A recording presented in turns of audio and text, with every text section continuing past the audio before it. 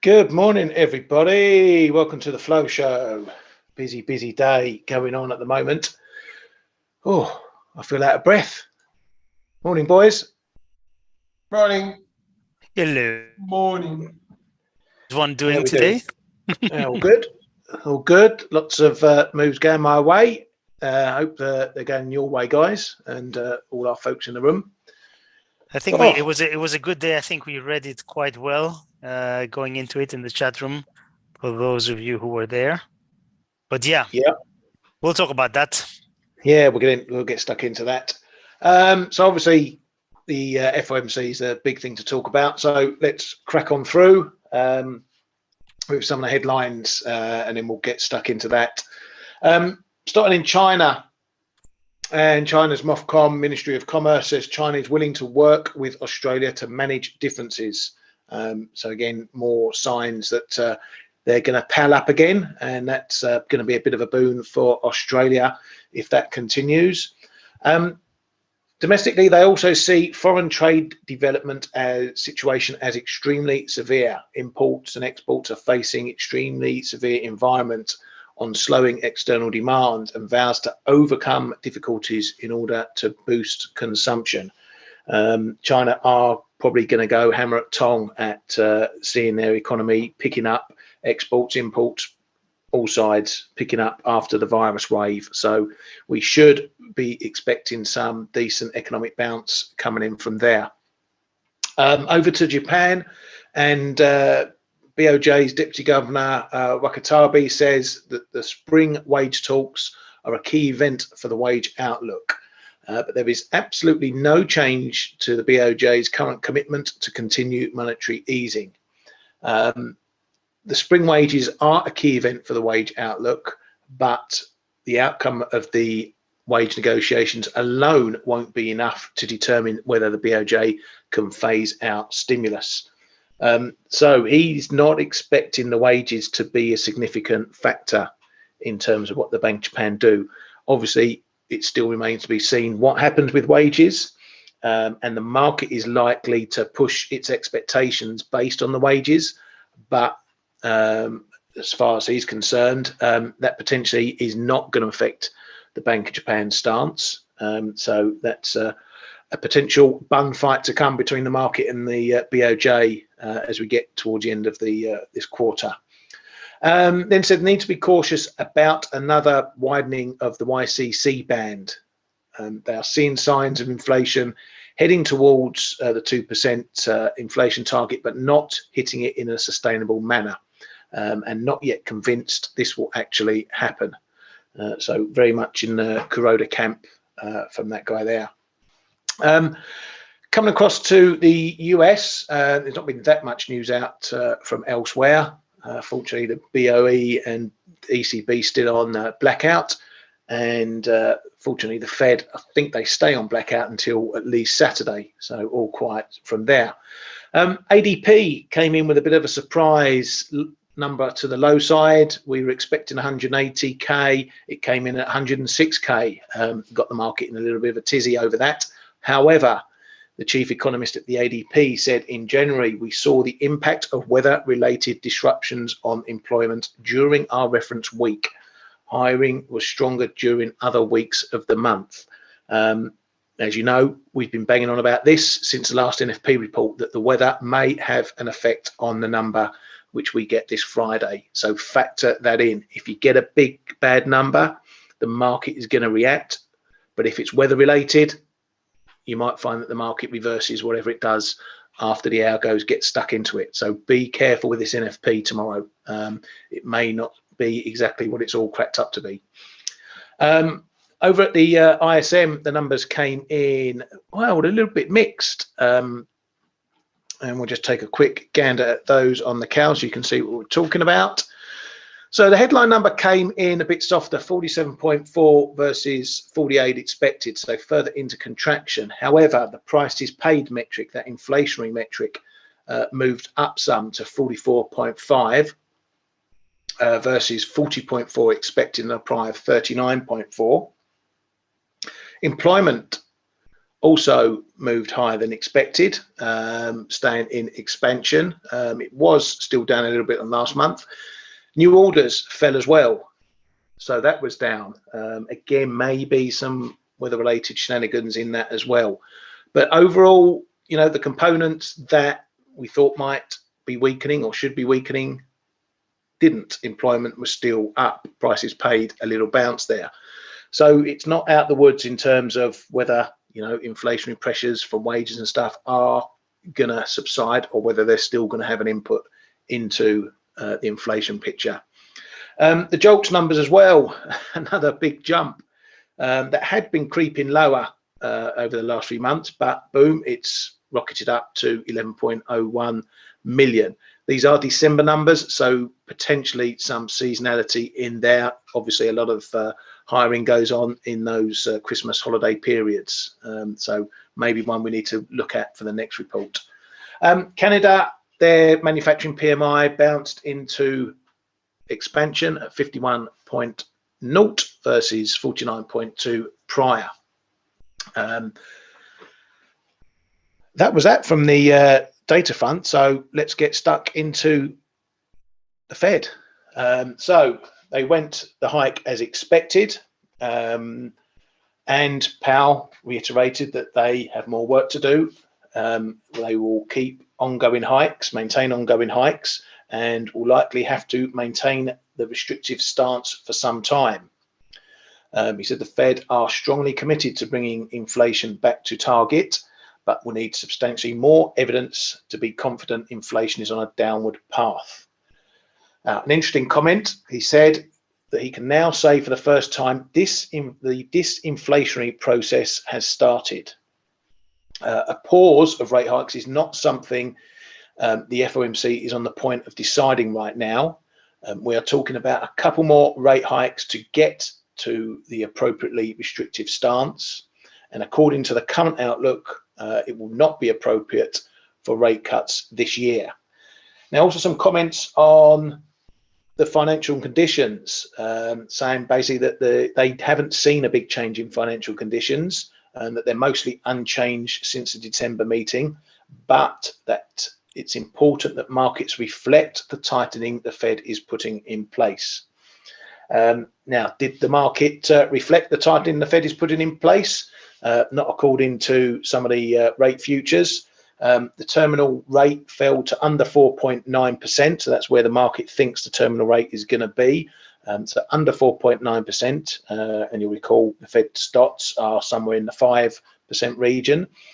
And a rate cut was priced in by the end of 2023 because Fed funds futures for that period went below 4.4%. So the market is still not taking Powell's word for it that rates are still climbing and going higher. Now, one of the things we did need to squeeze out through all that was how many rate hikes are likely to come. And it seems potentially 2, as he said there. The reason being, if we go one more 25, that puts the mid rate at 4.88%. So that's again below the Fed ceiling. If we go 2 hikes, that puts the midpoint at 5.13%, which puts it spot on to the Fed's current expected ceiling for rates. So he's touted 2. We're going to need to see that he gets to 2, and then we'll see what happens after. Are they going to continue? Is that their pause point? And what's the market going to do with it? I think from here, the market is saying we're at the end of the hike process, whether it's 1 or 2 or 3 or whatever, it's saying we're at the end. The next thing we're going to be pricing significantly is now going to be these rate cuts. This is going to be the bone that the pivoters have been chewing on for a while, and I think now they'll get their teeth really stuck into it. And when we see rate cuts. Currently, and just before I bring the guys in to give their opinion, next meeting, we are pricing a 25 pip hike as an 83.5% probability, and unchanged is the other side, 16.5%. So no more pricing 25s and 50s, we're pricing 25s and unchanged. So guys, it's the end of the road, isn't it, for the Fed and their hike cycle? Looks like it. I don't know if do you mind if I go first, Kay? Well, you already have, mate. So carry on. I already have. Okay. You might guess, so What, I can test a little bit. what I said yesterday ahead of the event was that I didn't think Powell really had reasons to upset the markets by being more hawkish. You could argue that some of the things he said were a little bit on the hawkish side. Oh, yeah, we're committed to fighting inflation, etc.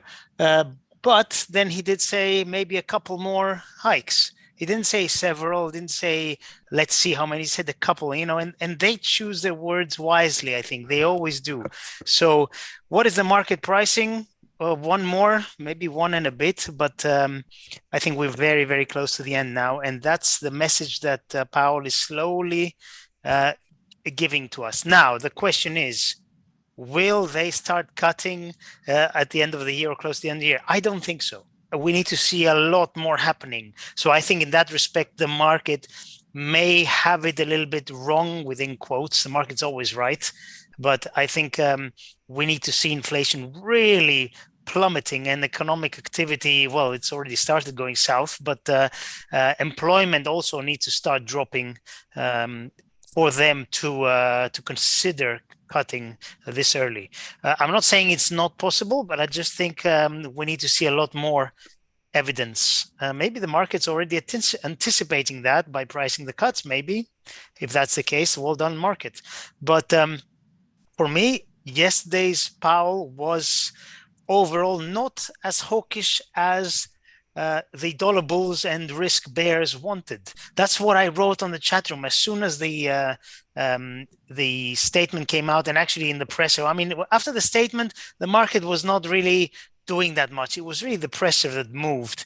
And yeah, I wrote on the chat room, I said, look, if you're a dollar bull and a risk bear, what you want to see. This is not what you want to see. I would be scared if I was short equities on the back of and seeing what Powell was saying on the presser. And I did say at some point, look, guys, I think we're going way higher. And in fact, I've been banging about silver 24.50 on a daily close or 22-ish, low 22s. Well, at some point in the chat room, I said, that's it. I'm buying back my half position at 23.50, and I got it in there, and but I'm just riding the whole position now, average 22. So I'm happy with that. I just think that for the short term, this is definitely an indication now that they're going to be stopping pretty soon. Is it going to be one more cut? Sorry, slip of the tongue. One more hike and then they stop. Yeah, I mean, it could happen. I think if this month's CPI is a big disappointment, they're going to, they could say, let's take a step back, see how this develops. They have no real downside in doing that. If inflation starts galloping lower, that's not the right word, is it? Starts crashing lower. Freudian slip, yes. Starts crashing lower. If I was the Fed, I would say, okay, let's see. Our tightening has already put a big break onto the economy. Let's not kill it before we see where inflation is going. It doesn't hurt to wait for one more meeting and see if we need to adjust, But anyway. But doesn't that hurt their credibility again? Because they've told us rates are going up and staying up. They told us rates are going to 5%. Pretty much every Fed dot is at 5%. If they stop before that, doesn't that just feed into the bears and the doves? Well, if they have proper evidence, strong evidence that A, inflation is dropping very fast, and B, employment perhaps is also dropping. If we get a bad NFP number today, I think that will probably give them more how do I say it, opportunity to do that. But anyway, in any case, I think that we are very close to the end. The Fed have told us that.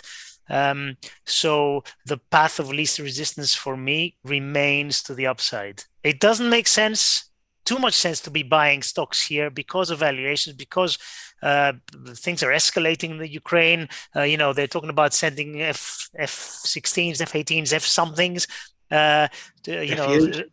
FUs, yeah. I mean, this is serious. You're sending you're effectively engaging now against the nuclear power, which is a big nuclear power.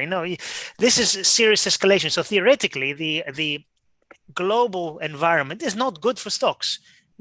Yields have gone up quite quickly to decent levels, 4.5%, 5% from zero.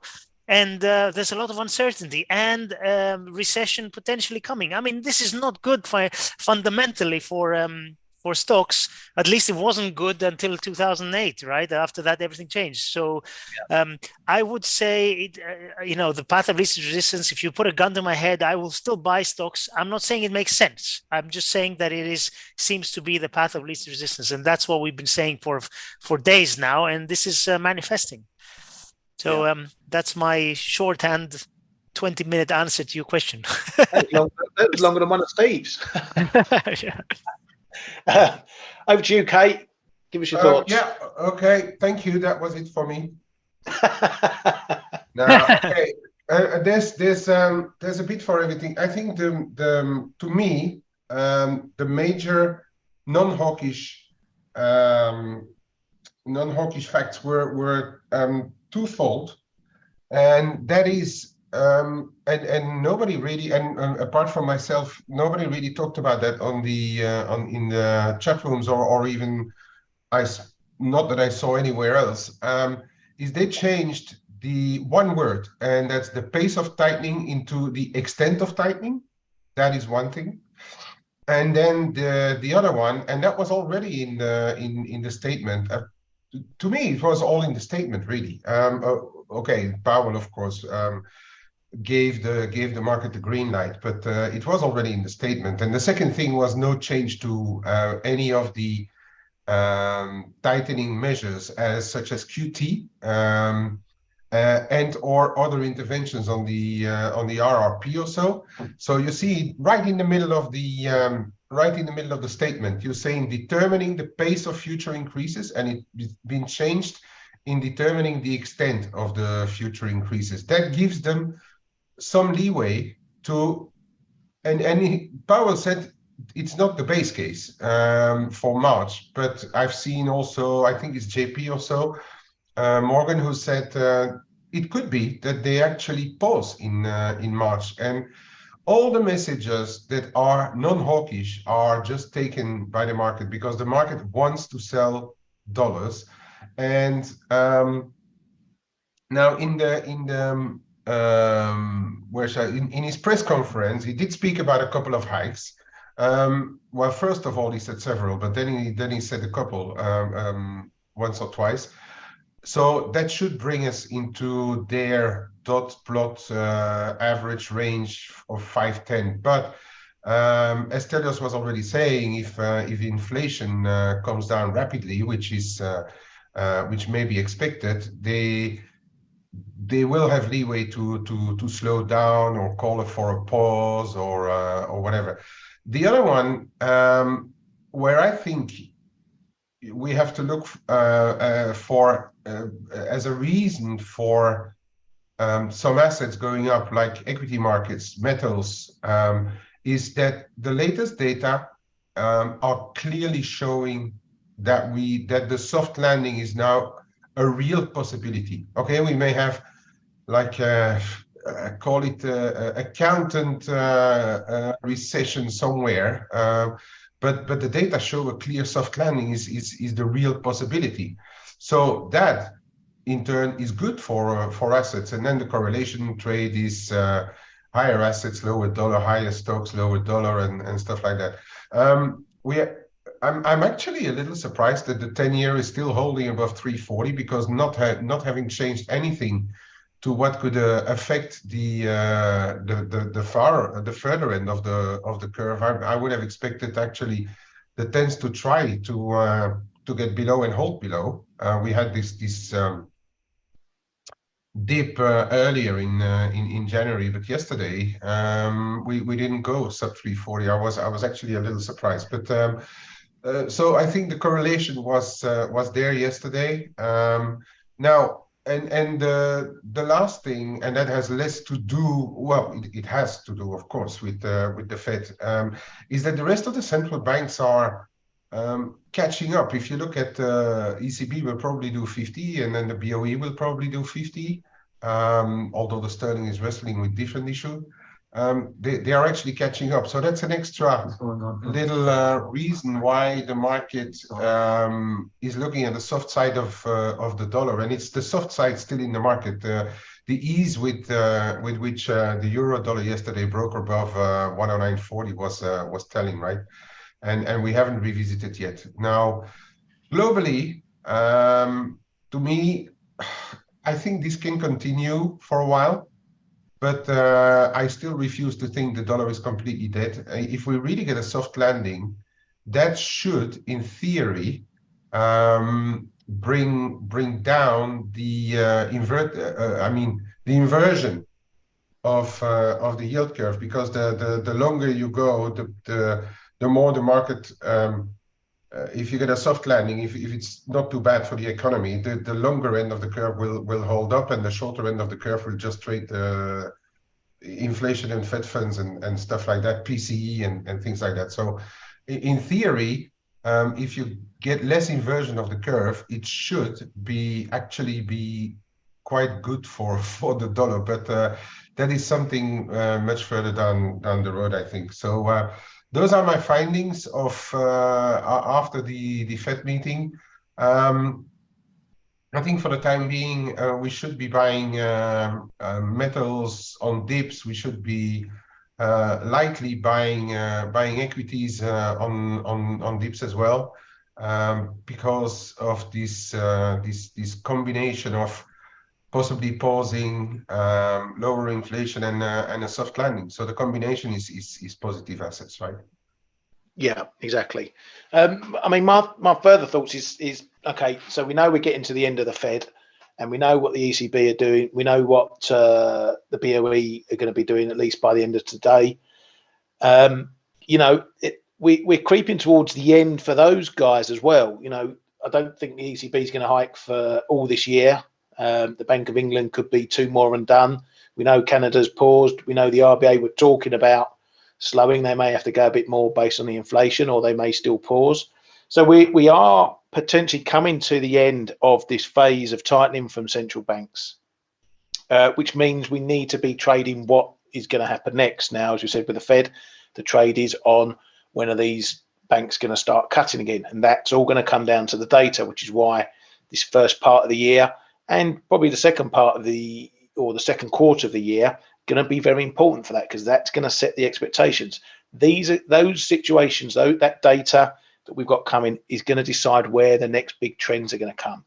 Euro dollar's looking pretty strong, but where's it going to top out? And as Kay says, if it's going to be a soft landing, then the dollar is going to start to pick up again, because if other countries start slowing, but the US is holding up, investors go back to the dollar again, and we see it go around. So I wouldn't look at any of these moves if you're running longs in the euros, if you're trading the breaks or anything like that.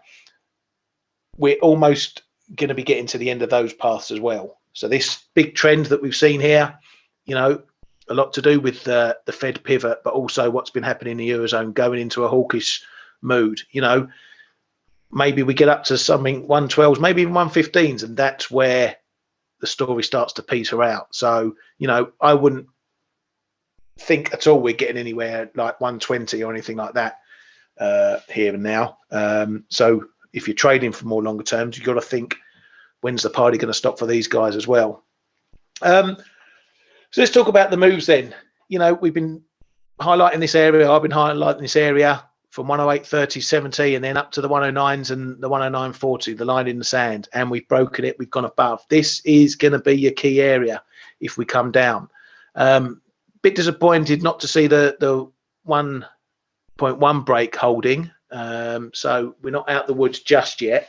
But if we find support coming into this 40 area, 109 area, and it's holding, that's your clue that perhaps we are going to continue a bit higher.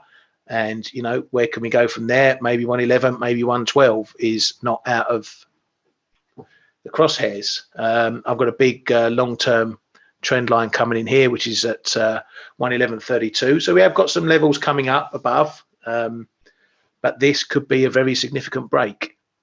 And what you want us to look for is confirmation of that break.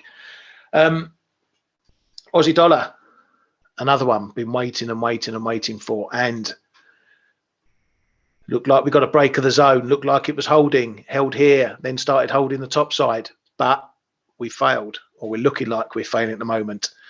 So again, you know, I'm waiting for this one to push on up, so I can start taking some profit on my longer term longs. But at the moment, we're not out the woods. Where's the line in the sand? The line in the sand is now down to 71, 70, 80.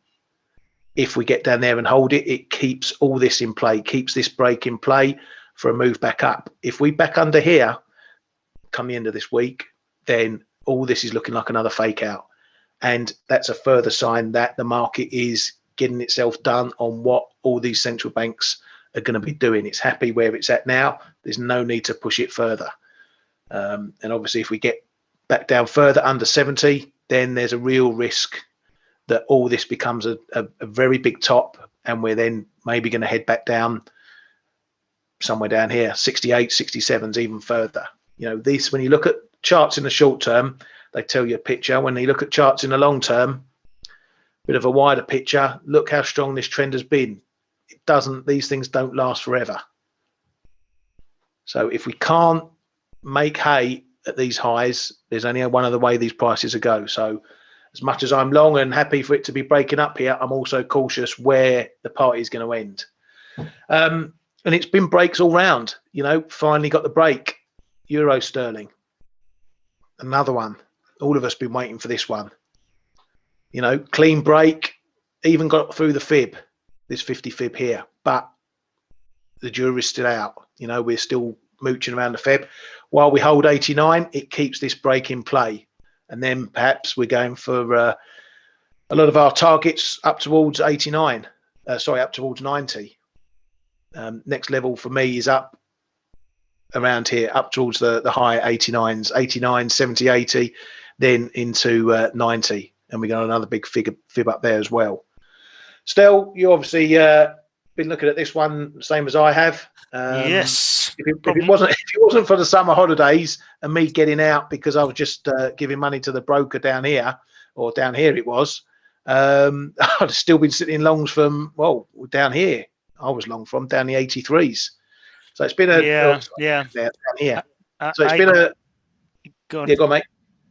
No, I was going to say I had that trade, not in a large size. It was quite small, but I got out at 88.3. Remember when there were big headlines about Brexit? Again, I got suckered into it, you know. But anyway, it was a good run, and I've kept saying I still think we're going to 90. It's just that it never gave us a pullback over the last couple of weeks, you know, to buy it. So anyway, I think obviously we have the ECB and BOE today. They could move things around a little bit, but you know, the target for me has always been 90, and we're now really, really close to it. So, you know, even if we don't get it, I'll chalk that up as a success, and we move on. But fundamentally, the pound, there's nothing to be bullish about the pound, at least not at the moment. There will be a time, I've said this for weeks now, will be a time to be very bullish the pound, not now. And also the ECB, for now, they're telling us that we're going to be doing more 50s plural. So well done, Bran. So as long as that's the case and we have this central bank divergence, there's no reason to go against it. As you said very correctly before, at some point the party ends and you get a retracement. But I think the retracement, well, not on the euro pound because that's pretty much hit the target. But on you know, euro dollar and all the other currencies that are breaking out, we will get a retracement. But I think that's going to be a buying opportunity, at least until from my point of view, until the fundamentals change. Yeah, it's a difficult one to gauge here because we are seeing some breakouts, but again, we have got the ECB risk, which should be pretty quiet because we know what they're likely to do. But we have got the NFP, and you know that can turn everything on its head, depending on what the number is. You know, we get a really strong number, and all these dollar bears who are selling the dollar today might be thinking, "Oh, well, I'm on the wrong side of that because jobs are still posting strong numbers." You know, conversely, we get a weak number. and the market sells more dollars. So it's one of these situations. These breaks are good if you're running with them and you're in them, but you need to still be aware of the risk that things can turn around. And I want to look at cable as well and get your guys' opinion, because it didn't follow the others. You know, it got a move, but only up to 124 and couldn't get through that. So, you know, no breakout for cable. And it's the weak link today. Why do you think that is? Is it just a BOE risk coming up? Is that why cable's not following the others? Good question. But yeah, I just think, as I said before, there's no reason for me on a fundamental basis to be bullish the pound, and that's, I think, why it's underperforming. Now, why today specifically? Maybe some repositioning ahead of the BOE, maybe some I don't know. Kay, you're up. Just look at euro sterling. I mean, euro sterling is all you need to know. And yeah, we've also seen weak retail sales in December. The market is probably still thinking or still thinking of a risk of a BOE only doing 25, and then we have Magic Bailey on the wires today, and the day Bailey talks, cable crashes away. So a Bailey a day keeps the pound away. Yeah, I think it's just a combination of factors, and also, and I don't want to hang too much my hat onto it, but yesterday we had this EU thing saying that this Northern Ireland Protocol stuff is still not done because they want the ECG to rule the legal stuff of all this, and that's a no for the UK, as we know, since 2016, right? Yeah, it's just a combination of factors, I think, and if you look at the level on the cable where it held again around 124, this whole 124 figure 40 zone is pretty important. And late last night I was just looking at it when Asia opened from a distance, and then euro dollar shot through up to 110.30, and the cable never managed to make it above 124 really. So yeah, I still think no reason to be very bullish sterling either. As people know in the room, as people know here, I'm long euro sterling. Now via options, I let my cash go just in case, but I still have an option running a call at 88.5, which runs into the end of the, well, nearly the end of the month. So that is doing the heavy lifting right now. Pretty happy. We're in our we're in a bit of a magic zone here for me on the euro sterling. I've always said 89, 10, 20 is the gateway to 90, the figure. So that's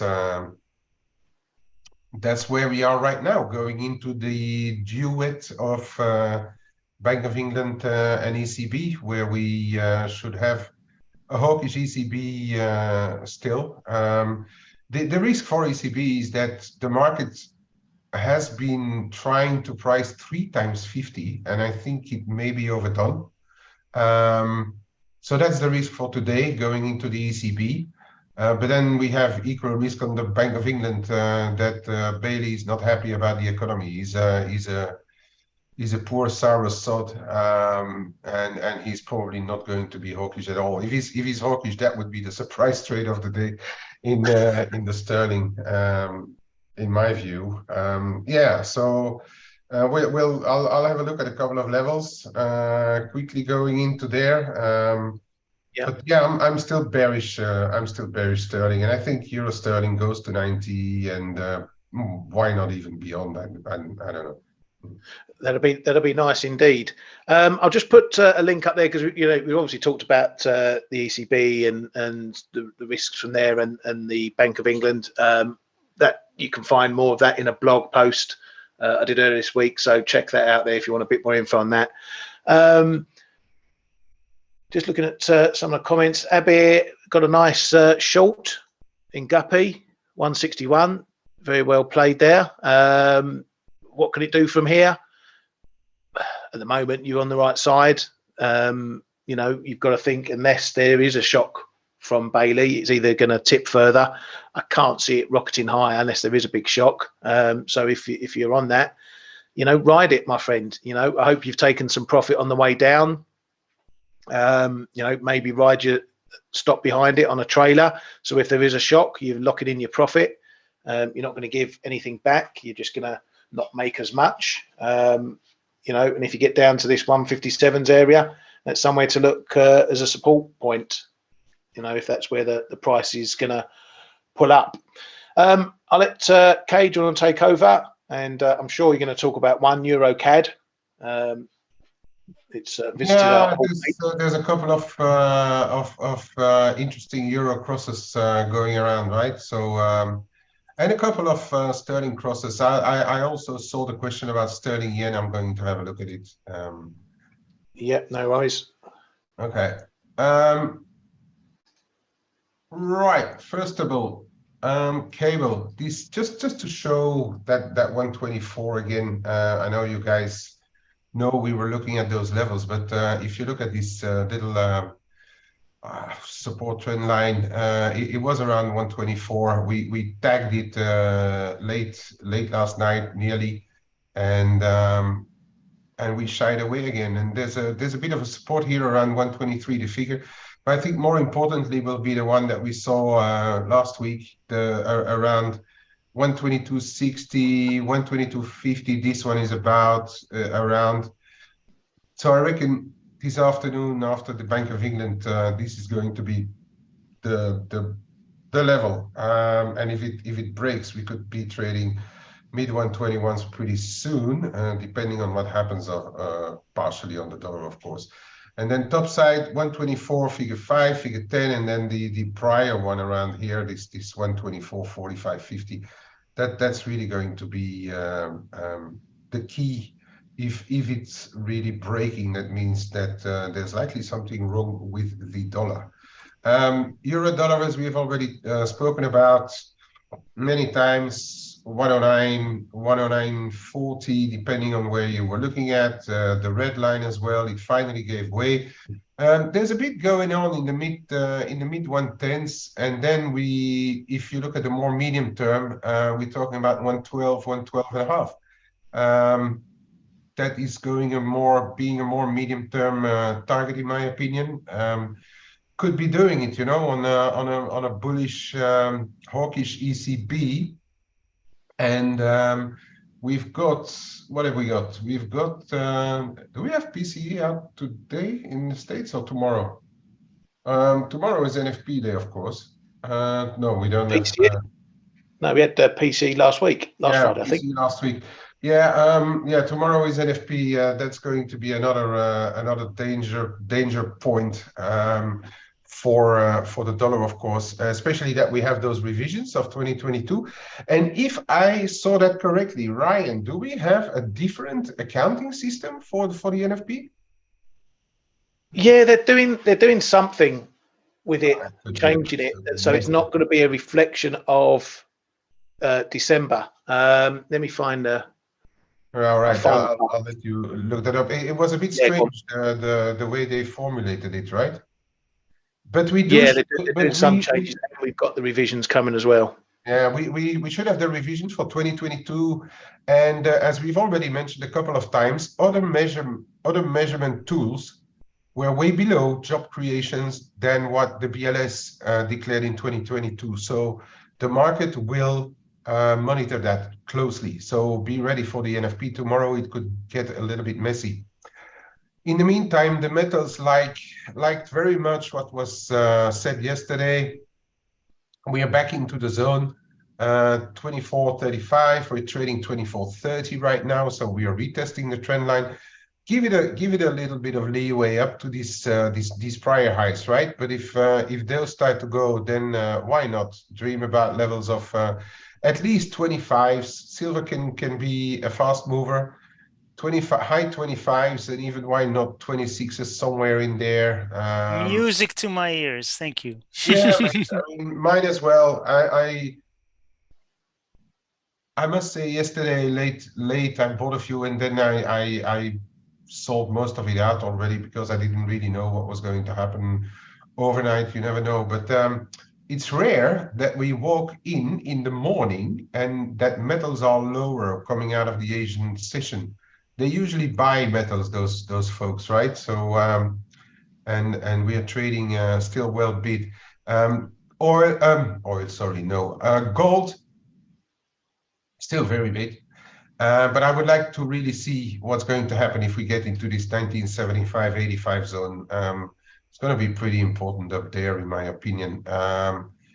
But yeah, it's bid. The other day we held bang on the 1900 on multiple support there, and we're already $50 higher. So don't change a winning team. Perhaps be a bit careful if today we could 38.40 perhaps in this little zone. 38.40 could be a bit of a level to monitor, but for the rest, this still looks very big.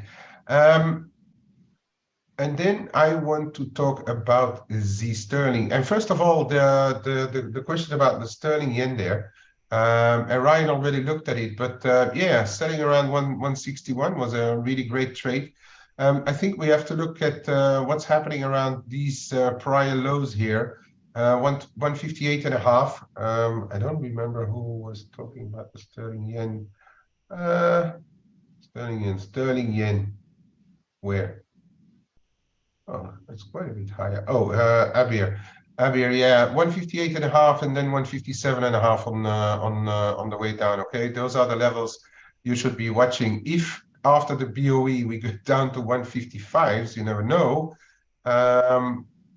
That's going to be quite a monstrous level, in my opinion. So, if ever it gets down to 155, I think you should probably reassess a little bit, because it may mean that that means that sterling will have already weakened a lot, and I'm not sure if the market is going to be completely one-way ticket on this one. As far as the other side of that pair is concerned, yen, I'm very neutral for now, but I do keep an eye on what's happening in the euro yen with ECB, and this trend line in particular I'm looking at, and we tested it this morning and failed again. So I'd keep a close eye on what's happening in those 140, high 141s, low 142s. If this could go and close above this little zone, I think there is food for thought and perhaps reason enough to go and try higher levels. I might try to catch a knife if ever we get back down to below 141 and towards the 140.5. I'm neutral on yen, but I think yen is starting, even though the dollar is weak, but the yen as such on the crosses, I'm not sure whether the market is ready to buy much more yen, especially with those officials commenting that they may not want to really change too much to what's happening. Euro sterling, as I said, and I don't know, have I already showed this? 89.10.20 magic zone, that's where we are, and the gateway to me to 90 the figure, bit of extension there, 61.8 of the big drop. Back down, this is going to be an important level again up here in around 90, but we'll see what happens after the BOE. So pay attention to what's to the close, I'd say, today, above or below this 89.10.20. If we get some temporary setbacks, 88.5, that's where my call is actually. I may start to unhedge it and start to actually get long cash again for a final push through. What else? Oh, this one where I'm a little really small got in there is Euro Noki. I bought it yesterday again, and I've bought it yesterday again here at this level on this little level here. High 1083s I bought, and I let some of it go at 1090 on the end of the European session yesterday, but I still got a little bit. Looks breaky to me. It looks breaky to me. If we start, and I was hoping to buy more around 1070, but I'm not even sure if we're going to get it. This looks breaky to me, and there's not a lot. There's perhaps something around 1102, but this could have a run retest of the 1120s, in my opinion, providing the ECB keeps the hawkish stance. Euro-NOK is a different issue altogether. What else? Oh yeah, the EuroCAD. We're back. We're back. Let me just go on a slightly longer time frame and adjust my things. Again.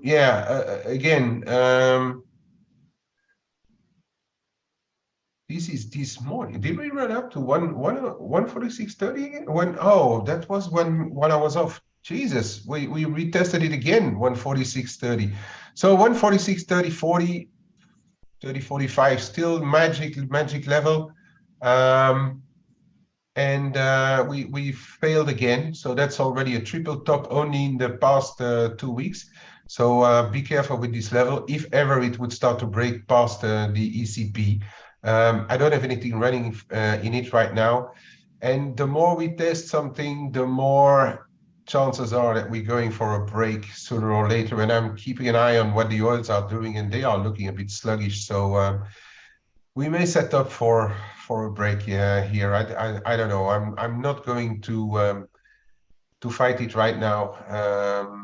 I will see really after the ECB. If the ECB door is not as hawkish as the market may expect, then this thing could go all the way back down to 144s. And I'm going to leave it there unless somebody wants to talk about something else. Well, I was going to say on that EuroCAD, it's a great level. I'm not sure I want to trade it ahead of the ECB though. No. I'm going no.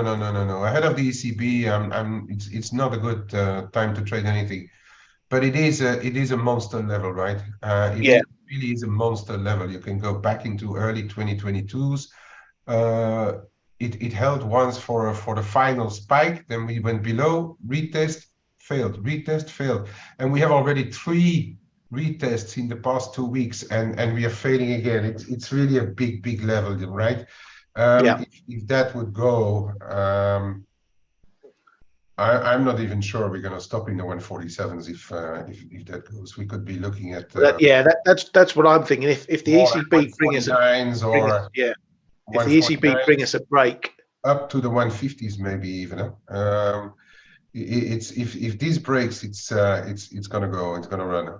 I don't think I'd go a break by stopping it for the ECB in case you get flipped out, but if you get a break and get a chance that it confirms, I think that's something to look at. Yeah, if you look at it from a slightly more medium term, you can also just wait for the close today and see if it's above or below. Yeah.